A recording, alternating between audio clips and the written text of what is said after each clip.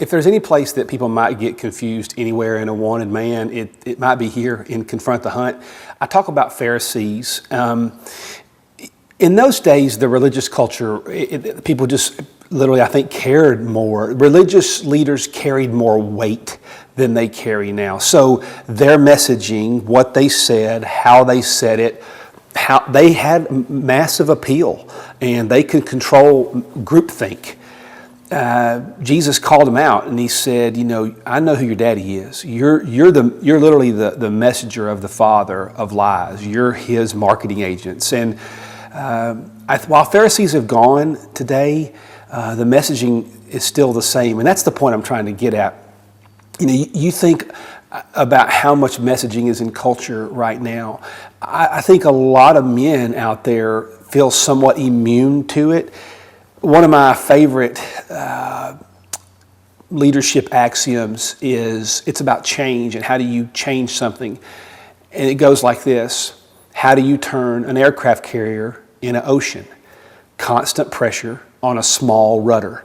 Just constant pressure. Just keep pushing one way. It takes over a mile to turn it, but eventually it'll turn. That's what happens with messaging, and that's why we're not immune to it. Think about this. Most men would never let into their lives, in real life, what they let into their television, into their home. What comes through their TV, what comes through their music, they would never actually let into their real life, but they're actually doing that. Think about the power of that. Think about the sitcom Friends.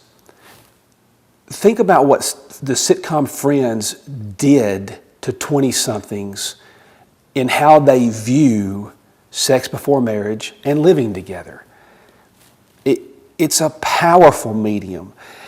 I believe that while we don't have Pharisees anymore, we still have messaging. And you have to confront that. You have to realize that you're not immune to it. Confronting the hunt and not being naive, that's where everything is the battle's won right there. That when you step out of that bed every day, you have to confront the hunt. And it's very subtle. I think that's one of the things we often don't think about is just how subtle the enemy is with that little bit of messaging and that little bit of values and trying to tell you what to value and trying to tell you what you should want and need and how you should view life. The medium from Pharisees to corporate and media America may have changed 1,000,000 times over, but the enemy remains.